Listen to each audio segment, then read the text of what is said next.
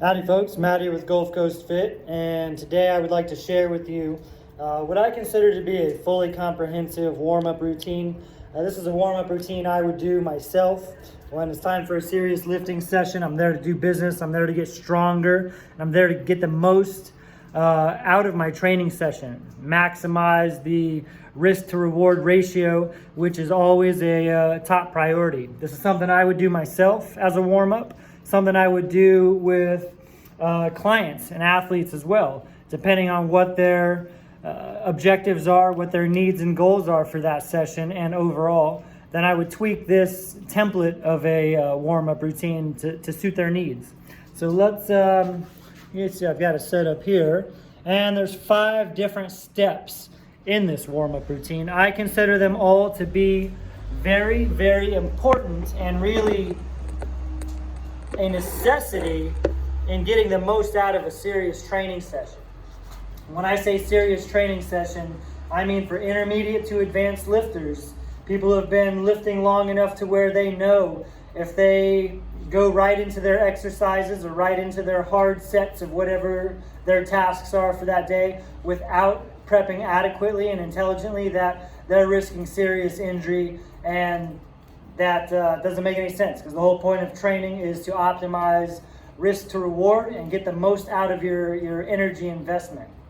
So again, I would have trainees of all sorts follow this type of template. It would just be catered to them and their specific needs.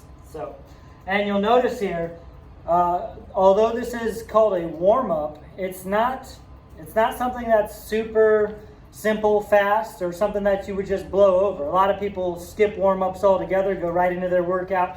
Well, that either means they're not taking training very seriously, they're not being very safe, they're not looking to maximize or get as much out of their training as possible, and they're really not capable of operating and performing how they would if they followed a comprehensive warm-up routine. So the first 5 steps here, first of 5, is a cardio component. So you see here 5 to 10 minutes of cardio, and I say cardio in parentheses because this is low intensity aerobic work, low to moderate intensity. It's not high intensity. It's just to get your body temperature up, to get your joints lubricated, and to get you feeling like your airways are opened up and you're adapting to breathing a little bit heavier and your heart rate's gradually elevating. So lowish intensity, increase the body temperature. Could be something as simple as brisk walking, a light jog, hopping on the air bike, hopping on a rower, a full body cardiovascular movement that is not very complex in nature. You can certainly think about what you're doing while you're on it and get the most out of it, but it's not something where you need to focus a lot. We'll get to that. So you see how we start simple, like a lot of things in training.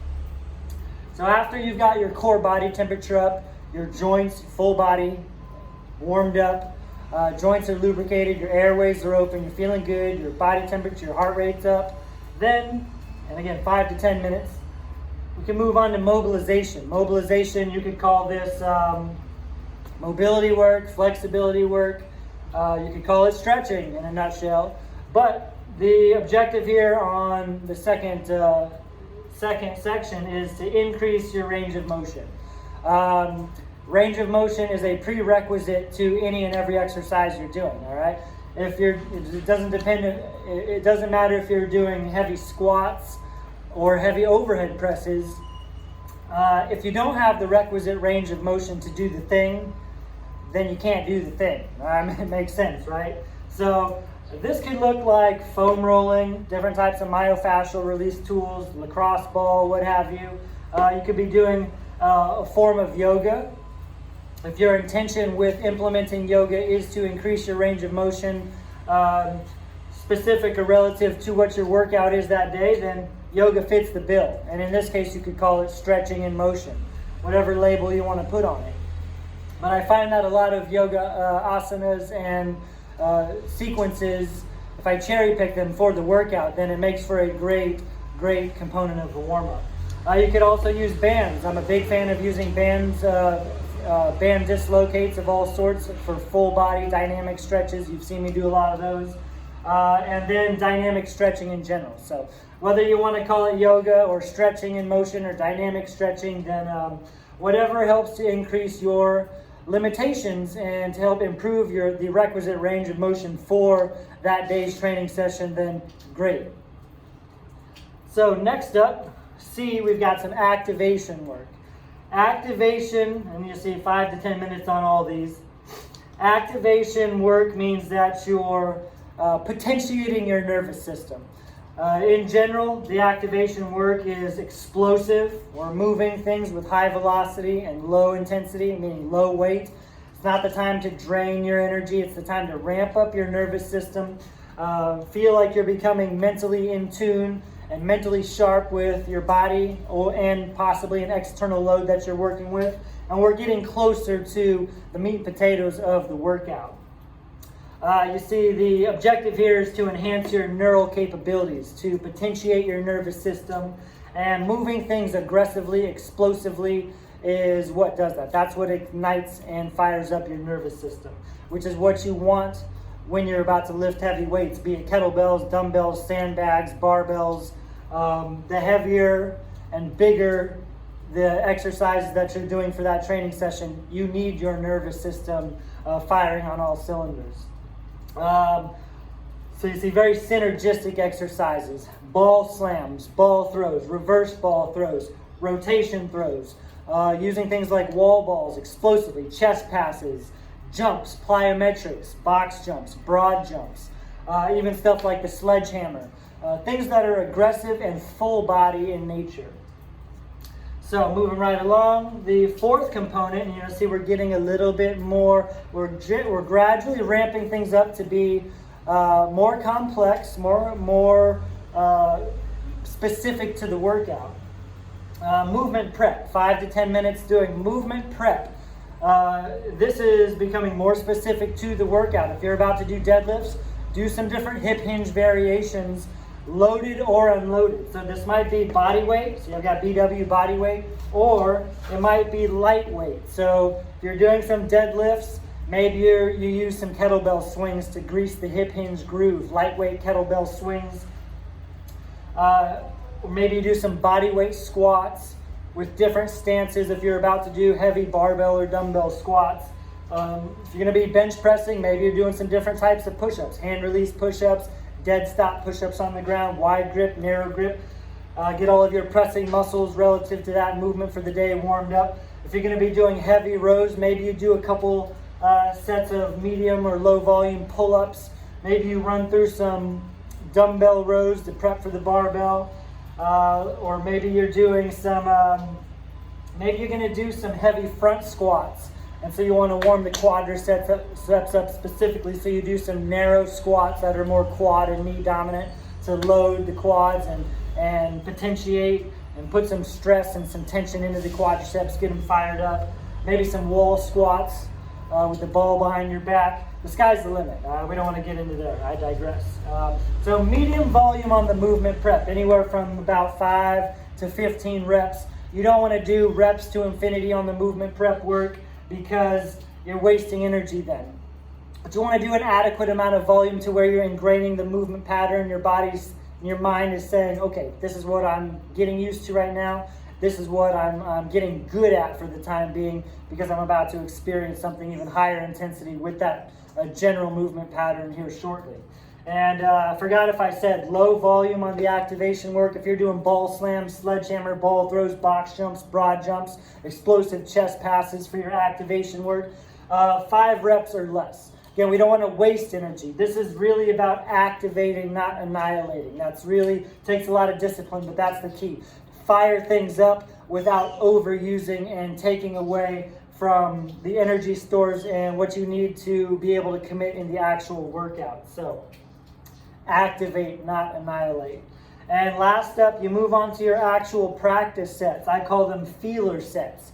Feeler sets is when you're doing warm-up sets of your actual movement. If you're going to be doing heavy bent over rows with the barbell, you're doing some lightweight rows with an empty bar. If you're gonna do heavy power squats that day with the barbell, you're running through perfect form and technique barbell squats, starting with the empty bar always. If you're doing deadlifts, you're deadlifting an empty bar, maybe doing Romanian deadlifts or the bar from the ground, and then you ramp up the weight slowly but surely, or in good time, up to your working sets. So how many ramp up sets or feeler sets you do, it's relative to who you are, how advanced you are in training, what your training age is, what you know your numbers are you're trying to hit that day. If I'm shooting for a really heavy work sets of deadlifts that day, then probably going to do several ramp up or feeler sets, progressively getting heavier up to that working set. Now you've got to juggle here your energy stores, energy systems, and being mindful of how much you're expending, ramping up and prepping for the actual working sets. If you're relatively new or you're an intermediate lifter, maybe you only need a couple of ramp up sets until you're at your weight, your working set weight for that day. But if you're more of an advanced lifter and you're going for a new deadlift or squat or bench press PR that day, whether it's for 5 reps, 3 reps, 1 reps, whatever, then you might get several ramp up sets in. So to run through this again, first 5 to 10 minutes of cardio. I say cardio because it's not conditioning, it's not high intensity. It could be on a bike, walking, jogging, whatever, stair climber, as long as you're not wearing yourself out, but bust a sweat, that's a good thing. Get your body temperature up. Then you move on to mobilization, foam rolling, band stretches, dislocates, doing a yoga flow, doing conventional dynamic stretching.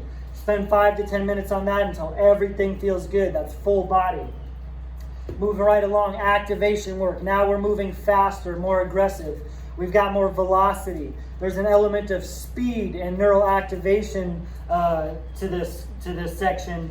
Low volume though, it could be body weight or lightweight. Low volume, very important. Then you move on to movement prep. You're doing things that directly support the activation and practice of movement patterns that you're about to do. You're turning on muscles that are going to help stabilize and keep you safe. You see, injury prevention, that's a big part of movement prep. All right, if I'm going to be doing heavy overhead presses, maybe I'm doing some dumbbell presses with perfect form, activating my stabilizing muscles, getting things fired up that are going to keep me safe in the lift. And then finally, feeler sets or warm-up sets. Now you're doing the actual exercises and you're getting close to the meat and potatoes of what's about to go down. And again, that's up to you to find the perfect, or it's up to me if I'm with you. But I want you to work out on your own. To find the perfect amount of feeler sets to get to the weight you're working with for your working sets where you're performing optimally. If you finally get to your working sets and you feel like that day the weight just felt too heavy for what it was and you felt like you were drained, then you were off in fine-tuning, and everything takes practice, but then you were off in how much volume and how much energy you expended in the warm-up. And you see here, this is 5, 10, 15, 20, 30, anywhere from 30 to 45 minutes just to prep and warm up for your work. Now, if you're doing heavy Olympic lift variations with kettlebells, dumbbells, barbells, heavy power lifts with barbells, lifting weights that are above your body weight, then you really need to do all of this. The warm-up, activation, and prep work might last longer, and oftentimes it does last longer than the actual workout. But that's why warming up is not to be taken lightly. How you do anything is how you do everything. So practicing these feeler sets, the movement prep, the activation work with intention, staying sharp, very deliberate about perfect reps, perfect form, that all makes a big difference. All of this preceding your heavy working sets of whatever you're doing, it makes or breaks everything. So this is part 1 of 3. Here I gave you a synopsis on the warm-up. Now I'm going to show you what I would do for today's workout, or for a workout. The next video, part 2, I'm going to show you A, B, and C. And I'll tell you why here in a second.